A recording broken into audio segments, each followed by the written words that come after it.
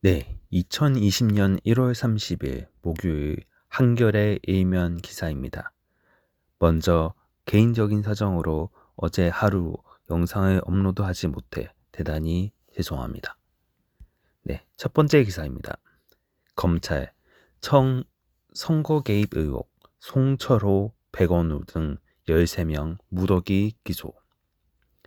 청와대 선거 개입 하명 수사 의혹을 수사 중인 검찰이 29일 공직선거법 위반 등의 혐의로 송철호 울산시장, 한병도 전 청와대 정무수석, 백원우 전 민정비서관, 황운하 전 울산지방경찰청장 등 13명을 무더기로 불구속 기소했다.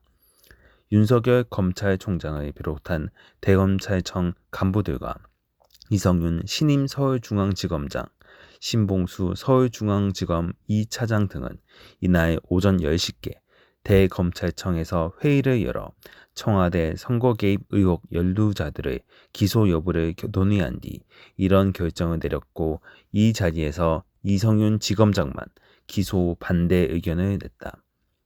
서울중앙지검 공공수사 2부가 공직선거법 위반 등 혐의로 재판에 넘긴 이들 가운데는 송병기 전 울산시 경제부시장, 박형철 전 청와대 반부패 비서관, 장완석 전 균형발전비서관, 문아무개 민정비서관실 행정관, 정아무개 울산시장 보좌관 등도 포함됐다. 검찰은 송 시장이 2017년 9월께 황 전 울산경찰청장을 만나 김기현 전 울산시장 측근에 대한 수사를 청탁했고, 백 전 비서관과 박 전 비서관 등이 송 전 부시장으로부터 비위 정보를 받아 재가공해 울산경찰청에 내려보냈다고 봤다. 또 송 시장과 송 전 부시장이 울산시 주요 현안이었던 공공병원 설립에 대해 청와대와 논의하였고, 김 전 시장의 주요 공약이었던 산재 모 병원의 예비 타당성 조사 발표를 연기하도록 부탁한 것으로 판단했다. 서울중앙지검은 지난해 11월 울산지검에서 김 전 시장에 대한 표적 수사 의혹 사건을 넘겨받아 2달여 동안 수사해왔다. 청와대 관계자는 검찰이 수사 중인 사안에 대해 일일이 언급하는 것은 적절치 않다고 말했다. 네, 두 번째 기사입니다. 결국 또 탈당택한 안철수의 길. 안철수 전 의원이 29일 바른미래당을 탈당했다. 자기 손으로 만든 당을 스스로 뛰쳐나간 것이다. 2015년 새정치민주연합 탈당에 이어 두 번째다. 그는 당을 재창당해 실용정치의 길을 걷고자 했지만 이제는 불가능하다는 결론을 내렸다며 탈당 후 독자 창당 수순에 돌입했다. 안 전 의원은 이날 오전 11시 국회에서 연 기자회견에서 자신의 탈당을 손학규 대표의 무능과 독선 탓으로 들렸다. 그는 손 대표의 반환을 보고 당 재건의 꿈을 저었다.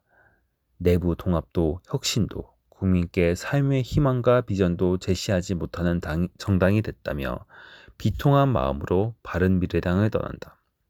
저 자신도 알 수 없는 거대한 거친 파도를 정면으로 바라보며 뛰어들고자 한다고 밝혔다. 1년 4개월 만에 정계에 복귀한 그는 지난 27일 손 대표를 만나 대표직 사퇴와 당의 비대위 체제 전환을 요구했지만 손 대표가 이를 일축하고 동반 퇴진 수준의 세대 교체를 요구하자 조기 탈당을 결행했다. 안 전 의원은 30일 오전 탈당 뒤 첫 횡보로 주한 프랑스 대사관을 찾을 계획이다. 2017년 소속 의원 한 명 없이 대통령에 당선된 에마뉘엘 마크롱 프랑스 대통령을 향후 정치 행보의 본보기로 삼겠다는 뜻으로 풀이된다. 안 전 의원은 2017년 대선 당시에도 기득권 정당 구조를 깨겠다며 자신을 마크롱 대통령에 견준 바 있다. 안철수 신당이 가시화하면 안 전 의원으로서는 네 번째 창당에 돌입하는 것이 된다. 그는 2011년 서울시장 보궐선거 출마 선언으로 정치 활동을 시작한 뒤 대선과 총선에 2차례씩 도전하며 새정치민주연합, 국민의당, 바른미래당을 창당했다. 새정치민주연합에서 탈당했던 2015년 12월에도 그는 당 안에서 변화와 혁신은 불가능하다는 결론에 이르렀다. 허허벌판에서 혈혈단신 나선다. 정권 교체를 이룰 수 있는 정치 세력을 만들겠다고 했다.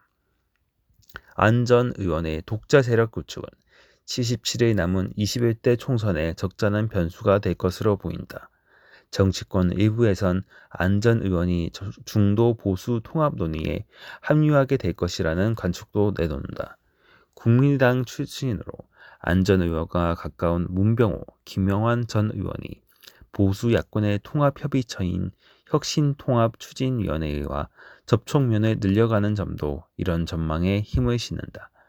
또 다른 국민의당 출신인 김근식 경남대 교수는 혁통위 위원으로 활동하고 있다. 그러나 안 전 의원 쪽은 참여하는 분들 개개인의 정치적 소신에 따른 것이지 안 전 의원의 정치적 입장과는 무관함을 분명히 밝힌다고 강하게 선을 그었다.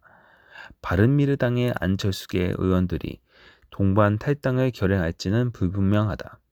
대부분 비례대표 의원이어서 탈당하면 의원직을 잃기 때문이다. 안철수 신당이 만들어지더라도 의원 한 명 없는 원외 정당으로 후순위 기호를 받게 되면 비례대표 정당으로 21대 국회의 원내 지분을 확보하려는 구상도 흔들릴 수 있다. 유일한 지역구 의원인 권은희 의원은 이날 페이스북에 제3지대를 어떻게 다시 일으켜 세울 수 있을지 고민하고 결정하겠다고 했다. 바른미래당은 공동 창업주였던 유승민 새로운 보수당 의원에 이어 안 전 의원까지 탈당하면서 입지가 한층 좁아졌다. 김동철 바른미래당 의원은 한겨레에 안철수는 떠나버렸고 손학규 대표의 리더십은 추락했다. 손 대표가 퇴진 결단을 내리면 바른미래당을 플랫폼으로 대한신당, 민주평화당과 대통합개혁정당을 만들어 선거에 임해야 한다고 말했다.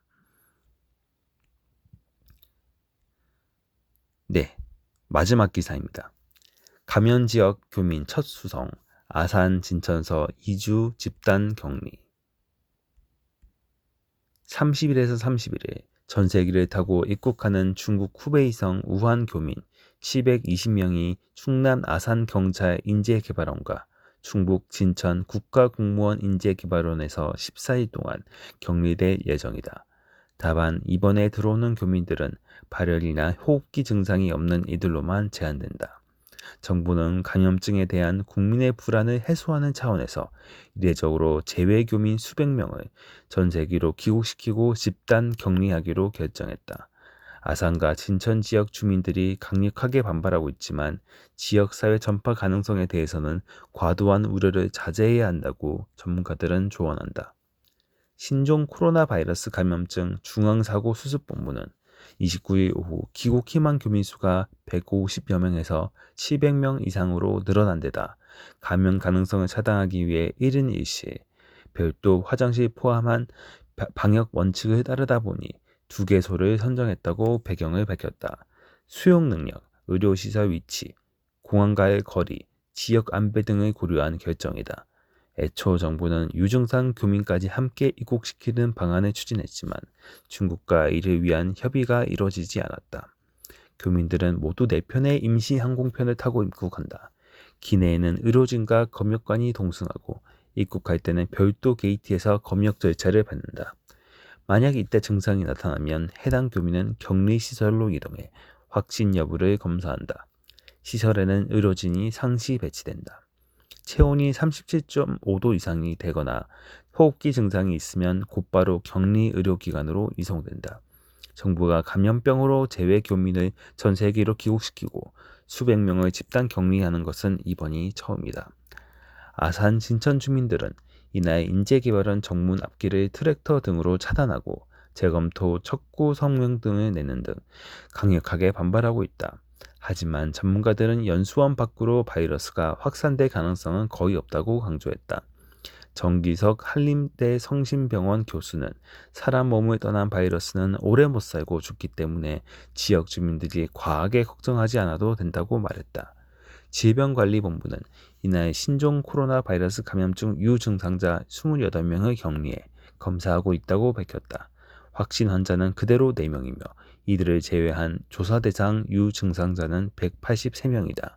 확진 환자와 접촉한 사람은 총 387명인데 세 번째 환자의 증상 시작 시점이 6시간 앞당겨지면서 접촉자가 74명에서 95명으로 늘었다.